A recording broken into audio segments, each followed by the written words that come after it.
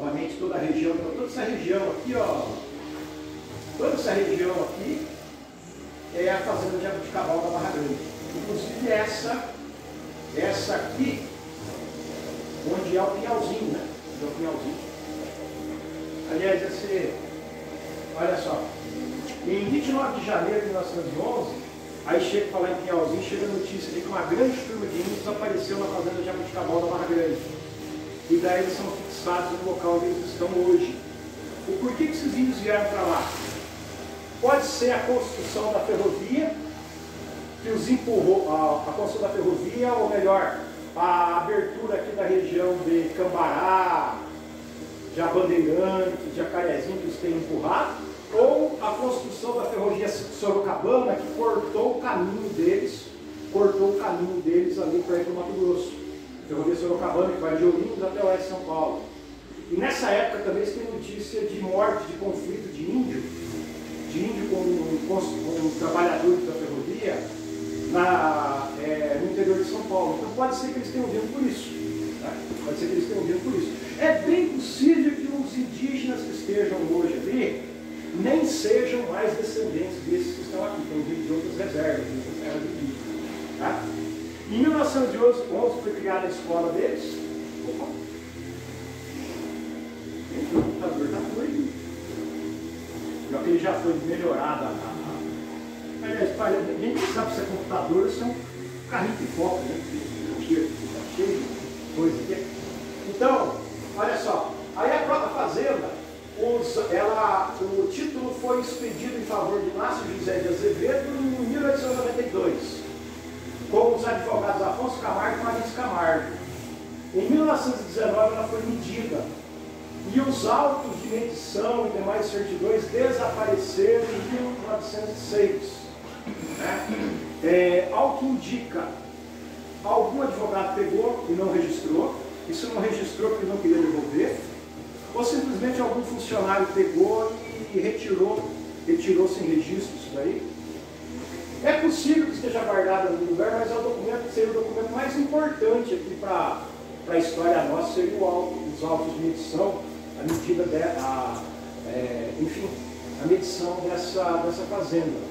Porque é a partir da medição, da legalização dela, que o Afonso Camargo e o Marins Camargo têm o nome deles ligado a essa região. É interessante, o Afonso Camargo ele era governador do estado do Paraná, quando foi construída a estação aqui. Tá? E na época era comum se colocar o nome de gente viva. Era comum e também podia, porque afinal de contas era um empreendimento particular. Eu tenho em Londrina o Parque Estadual Neibraga, Parque de Exposições Neibraga, que é uma propriedade particular, foi colocado o nome lá como Neibraga, estava vivo, ele foi inaugurar lá o parque. Aqui as equipes de medição, como que era feito, eram verdadeiras expedições no meio do mato, armados, fazendo acampamento e tudo mais, abrindo picada. Né? Com foto de satélite a gente enxerga as linhas retas que foram abertas aqui na fazenda Barra Grande. Você pega, tem uma linha reta que ela começa aqui no pontilhão, aqui na rodovia, e ela vai adiante, bem adiante, e ela vai próximo ao Guapirama. E a partir dali que eram divididos os lotes. Tá? Eu sei, né, que o sítio do meu pai é colocado lá, situado na gleba Jabuticabal da Barra Grande. Algo extremamente vago, né, pelo tamanho. Aliás, tem uma escola rural estadual, Jabuticabal da Barra Grande, que fica lá no Moquém, ao pé da serra, lá, ao pé daquela serrinha. Né? Ficava, né? Porque desativaram tudo. Aqui a Barra Velha, pessoal, que ficava lá na foz do Rio Barra Grande.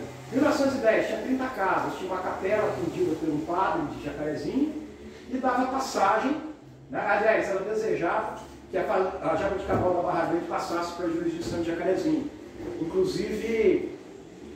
Inclusive eles falam a respeito de Sapé. E Sapé fica ali para Tomazina e a Barra Grande para Jacarezinho. Algo em torno de 30 casas. Onde ficava isso aí? Ó, Guapirama, a estrada sai de Guapirama em direção ao Sapé. Aqui o rio onde fica o Barra Grande. Nesse ponto aqui que ficava a cidade. Eu me recordo de 1978, 1978. O meu pai ter ido, o sítio nosso fica nesse ponto aqui, ó. A gente ia de charrete, fazia esse caminho todo aqui, ia pescar aqui no Pinhalzinho, aqui, ó, esse ponto aqui, da reserva indígena, Pinhalzinho. A gente ia pescar lá. Hoje daria o quê? Alguns.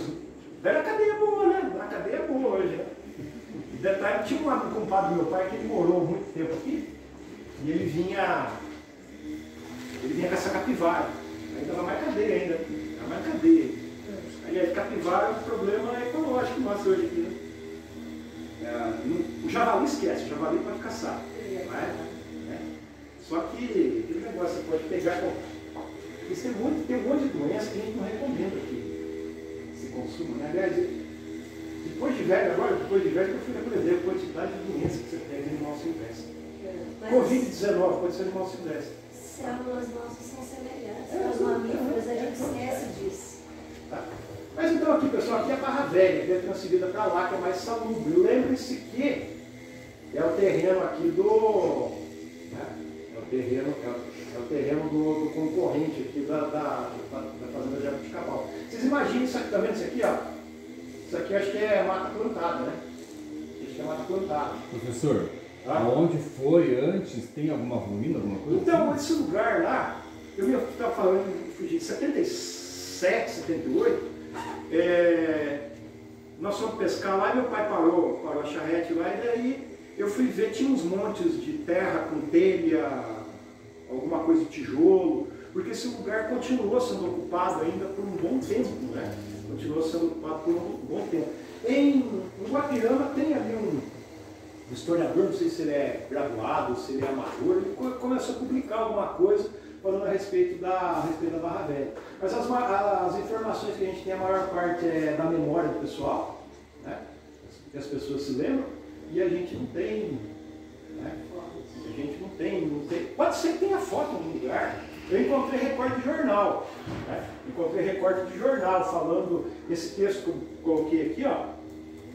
Isso daqui é tirado de um jornal publicado em 1910, em janeiro de 1910, falando do Natal de 1909, comemorado em Barra Grande, que é Barra Velha, Barra Grande, e que eles construíram, que havia até casas boas lá, e na igreja o padre montou um presépio.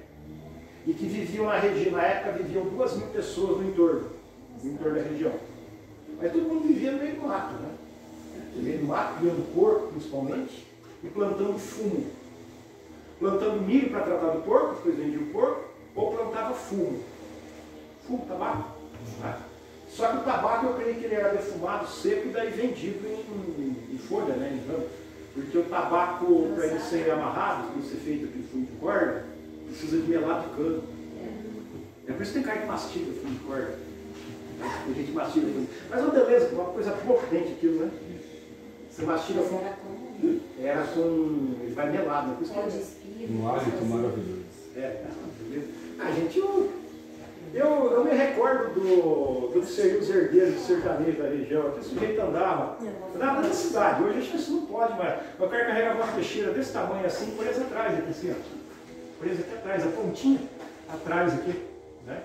Aí perguntava, por que usa isso daí? Meu pai perguntou uma vez para um sujeito que trabalhou, por que o senhor usa isso daí? Não, vai que a gente encontra algum bicho no mato, isso década de 90, lá no que a gente encontra um bicho no mato aí, ou algum bandido vai ser assaltado na estrada, vai ser atacado por a onça. Hoje ainda tem javali, né? Hoje ainda tem javali. Mas vamos continuar aqui, que senão nós não termina. Pessoal, nós temos daqui a 1917, é transferido para Guapirama, não deve ter sido uma transferência assim imediata, né? Deve ter sido uma transferência assim imediata. Né? Em 1920 é criado o distrito da Barra Grande, e alguns dias depois, 20 dias depois, ele é transferido aqui para Afonso Camargo. Né? É transferido para Afonso Camargo, que já estava aberta aqui a área. Já com certeza em 1920 já havia a abertura da picada da ferrovia, o mato já estava aberto, e talvez a terraplanagem está sendo feita. Aqui um interessante, o decreto de 27 de fevereiro, de 26 e 27 de fevereiro de 1920, né? Ele determina a transferência do Distrito Judiciário aqui para Afonso Camargo. Interessante que cria também o distrito de Cambará, né? Aí Cambará é importante porque, para nós aqui, diz respeito a Joaquim Távora, de Cambará que vêm os eslavos, poloneses, ucranianos, sérvios, letões, que vêm do estado de São Paulo. Eles vêm, a maior parte vem com passagem paga pelo governo do estado de São Paulo, ou associação, seria a Associação de Lavradores da Agricultura do estado de São Paulo também, eles financiaram. Aí trabalharam na fazenda Água do Bugre, em Cambará, e daí da Água do Bugre, quando eles pagaram a passagem e conseguiram o dinheiro, eles compraram as terras aqui. Esse é o que eu conversei uma vez há muito tempo atrás. É uma memória que tem que ser recuperada, tá? Deixa eu ver quem é professor de Estado. Vocês são professores de Estado? Não, são professores? São? Secretário de Educação. Quem é secretário de Educação? Ah, tá. Então, é uma coisa para ser... Eu andei ligando no ano passado, aí depois não deu certo, mas alguém que queira pesquisar, fazer uma monografia. Nós temos lá no campus em Cornélio, tem mestrado em Educação, pode ser encaixado. Eu não sou professor de mestrado, né? Não me quero lá, isso é muito chato. Na verdade, essa raiz sérvia da gente é muito pigmento, né? Mas parece que eu ouvi falar que também tinha japoneses aqui, né? Olha, os japoneses eles já vieram do interior de São Paulo a partir de 1908, quando chega a primeira leva, né? Caçapumaro. Do interior de São Paulo já vem muitos para Ribeirão Claro, Cambará. Cambará era um colono, era dentro do Japão, trabalhava lá. E dali de Cambará muitos vieram para, seria aqui, Guapirama, tem uma colônia grande, Guapirama. Depois Cornélio Procópio. Cornélio Procópio tem um bairro lá chamado, esqueci o nome lá, mas vizinho entra ali por Santa Amélia. Ali já teve a primeira colônia de japoneses. Aí em Bandeirantes tem um livro do... Eu tenho esse livro, lá que escanear ele, é do Homero Guido. Ele fala sobre os japoneses no Norte Paraná. Aqui o interessante, pessoal, em 1922, a ferrovia que chamava aqui Ramal do Paranapanema, ela publica no Jornal de Curitiba um comunicado para os moradores da Barra Grande de que a estação deles iria ficar 12 quilômetros da Barra Grande. Essa estação, o quilômetro 132, é aqui. Acho que é isso, né? 132 aqui. 12 quilômetros distante do... aliás, é isso não. É quilômetro 132 da ferrovia, e depois 144, que seria o Conselheiro Mairink, próximo da Barra Grande. E a partir daí a ferrovia é um chamariz, né? A ferrovia praticamente, né? A ferrovia ela era um atrativo muito grande de investimentos, de gastos, mas isso daqui é uma fronteira, como é que você quer uma fronteira? Quem que vai para a fronteira? Primeiro quem está fugindo das áreas mais ocupadas, está fugindo pelos mais diversos motivos. Era muito comum aqui na região, quando estava se derrubando os matos, a mata, estava derrubando a mata, aparecia um sujeito todo esfarrapado, rápido, de andar no meio do mato, pedia trabalho, aí ele não ia ele recebia o pagamento dele, ele não ia na cidade, ia para comprar fumo, cachaça, rapadura, alguma coisa para ele, roupa, ele não ia na cidade. Depois de um tempo ele pegava, dava tchau, e entrava no mato e ia embora. Era alguém que tinha cometido algum crime no estado de São Paulo ou em outra região. Forasteiro. Era mais um fugitivo mesmo, né? Fugitivo. E muito pouca lei, né? Muito pouca lei, porque você não tinha autoridade. Como é que você está lá no moquém, no meio do mato, alguém te ataca, você grita socorro, polícia. Faroeste. Faroeste. Tanto que em Quatibá tinha uma loja, eu me recordo dessa época, tinha uma loja, era na Casa Cruzeiro, tinha a Casa Cruzeiro, e tinha uma outra ali em frente onde alguém tinha supermercado, na esquina. Bem na porta deles de esquina, tinha uma vitrine com vidro nessa grossura, e sempre tinha 2, 3 ou 4 Winchester, espingarda de cano duplo, revólver 38, 32, 22 e caixa de munição. Isso na década de 70 que era permitido vender ainda livremente. Né? Era permitido vender livremente. E aqui eu me recordo, aqui em Joaquim Távora também, de um, já não era nem bazar, mas chamava loja, que eles tinham as vitrines com as armas expostas. Né? Então, e antigamente isso era mais comum ainda, né? Antigamente era mais comum. Né? Pessoal, aqui a estação, ela foi aberta então em 7 de setembro de 1923, né? Esse dado que você viu, aqui, ó, todo em madeira, obedecendo o novo tipo de estação de terceira classe, aprovado pela inspetoria, assentado sobre a licença de alvenaria de pedra, né? Com plataforma da mesma alvenaria. A plataforma, essa pedra, esse arenito aqui, que deve ter sido tirado, ele deve ter sido tirado ali na serra, para frente de Quatiguá, para tomar. Aliás, isso não é arenito, não sei se é rocha calcária. Então, a gente achava que era 1926. 1926 tem uma foto ali da inauguração 26. Alguém colocou errado, já está. Tem um site estaçõesferroviárias.com.br. Você procura lá que tem estação de Joaquim Távora. Aí está aqui, ó, estação, mapa da região toda. A cidade, por que a estação é importante? A estação está aqui, todo o planejamento urbano da cidade é feito com base na estação. Né? Imagino eu que a cidade originalmente fosse essa área aqui, ó, apenas, porque o cemitério, como o cemitério está aqui no canto, esse cemitério deve ter sido, ele com certeza tinha muito espaço para chegar nele. Prova disso é a escola que foi construída aqui, o grupo escolar. Ele foi construído, deve ter sido construído numa área que obviamente não era ocupada, né? Que não era loteada, mas não era ocupada. Tá bom? Diz que a principal rua na época era que saía da estação, essa aqui. Essa aqui, a principal rua da cidade. Principal rua da cidade, o comércio orientado por ela. Eu achei, não sei quem projetou ela, eles colocaram a igreja aqui, né? O correto, de acordo com os projetos da época, era colocar a igreja bem no final da rua, né? Professor, eu escutei uma moça que cuidou da dona Dionese Dias, porque é o nome dela? Uma Celda? Não, Sinésia. Sinésia, desculpa. Sinésia, e ela disse que na praça era um cemitério, que essa praça onde é a igreja hoje era assim, era o lugar que os tropeiros paravam com os cavalos, e era a delegacia também, eles ficavam presos ali, e ali também tinha um cemitério. O cemitério, a questão do cemitério, por exemplo, Cornélio Procópio, que eu tenho mais quando foi aberto Cornélio Procópio, em 1930, as pessoas eram enterradas na praça ao lado da igreja, porque não tinha um cemitério. Né?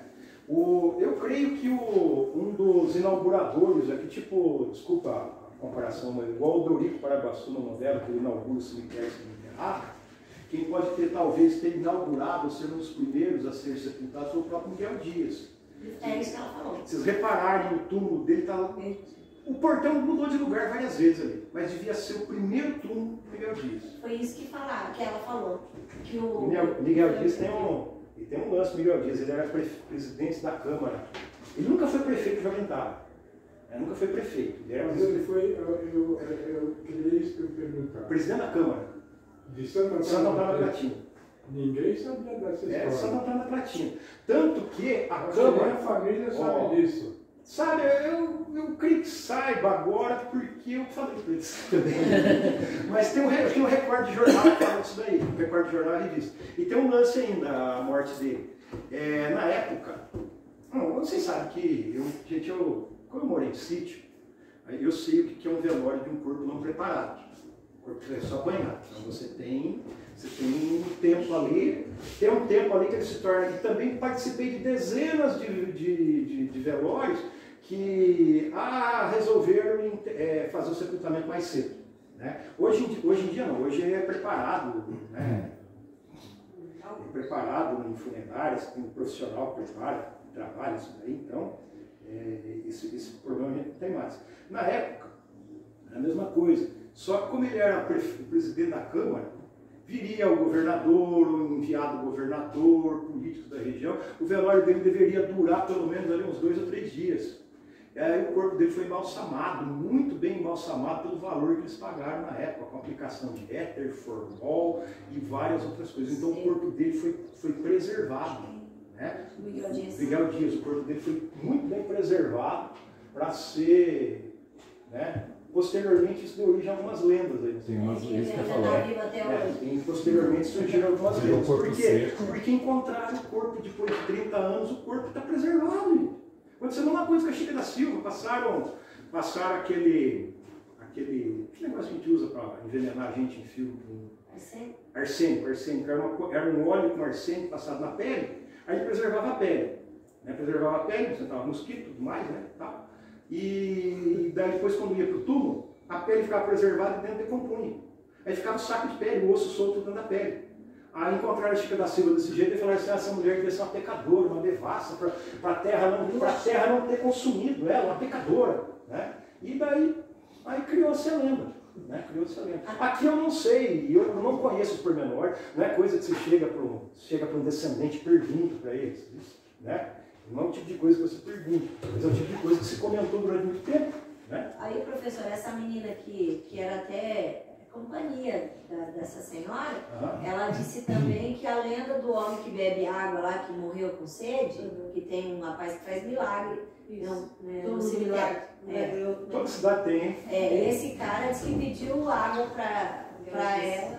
A mulher de Miguel Dias, a Leodora. Isso. E aí morreu. Disse que não era assim. É que, como tinha muitos viajantes que chegavam na porta, então as mulheres, quando estavam sozinhas, elas não atendiam o homem, porque elas eram violentadas, né? Tinha vários estupros. Então o que ela fez, deu um copo para a pessoa e a pessoa para ir beber água. Não que ela só não serviu água. Ela deu um copo e mandou ele buscar água. Então não foi a verdade que deixou a mãe que conta a história. Os primórdios aqui, todo mundo conhece essas histórias de homem do saco, né? Maleiro, andante. Era verdade, né? Era verdade. Sabe por que um andante, às vezes, ele roubava uma criança? Porque quando ele chegava numa cidade, em algum lugar, era mais fácil para ele pedir dinheiro, pedir esmola, ajuda ele tendo uma criança. Então acontecia muito. Eu me recordo, acho que do último e o penúltimo que andavam lá no bairro nosso na década de 80. Então cuidado com o do saco, é verdade. Hoje não tem muito a ver, hoje a gente vê esses andarilhos de verde rodovia, a gente não ouve falar de atacar. Todo mundo tem criança, mas também tem estado. Mas só continuando aqui, que senão vocês vão perder a manhã toda ali, né? Vamos ao passeio. Olha só, a inauguração em 7 de setembro de 1923, a inauguração aqui, com o nome de Afonso Camargo, algo muito comum na época, pegar palmito, aqui é palmito, ó, palmito, colocar para enfeitar, para decorar. Por isso que tem essas palmeiras. Eu não entendi isso aí. Palmeira? Palmeira. Ela não foi plantada, ele foi cortado do mato e amarrado aí. É igual a festa de Ramos, eu acho que é por isso que usa também. Aqui, ó, outro aspecto dessa inauguração. Que coisa, nunca tinha visto essa foto, não. Essa foto aqui, ó, o recorte. Esse recorte do Jornal Estado de São Paulo, falando quando ele foi inaugurado. Tá? Falando que eles partiram. Ó, isso aqui é 1923, ó, 8 de setembro, que ontem, 7 de setembro, foi inaugurado a estrada de ferro Paranapanema até a estação Afonso Camargo, entroncamento ferroviário público, 122 quilômetros de estrada a partir de Jaguaribe em direção a Terezinha. Né? É o tipo de coisa que dá para fazer o... Temos uma missão esse ano. E 100 anos 100 anos da estação. Aqui uma passagem da comitiva que foi inaugurar a estação Neuflora lá em Cambará. Né? Neuflora lá em Cambará. Eles vieram até aqui, porque aqui parava a ferrovia, e daí eles foram de carro. E daí, contando, o cara historiador paranaense, ele vai contando a história da viagem, vai descrevendo todo o caminho, aí ele fala que eles vão seguir de carro pelo trajeto da estrada do Borromei até Platina, e seguindo a estrada do Borromei vai a abertura picada da ferrovia, a estrada da ferrovia. Tá? aqui a construção do desvio. O desvio era um virador de máquina, né? Um trilho para poder virar a locomotiva.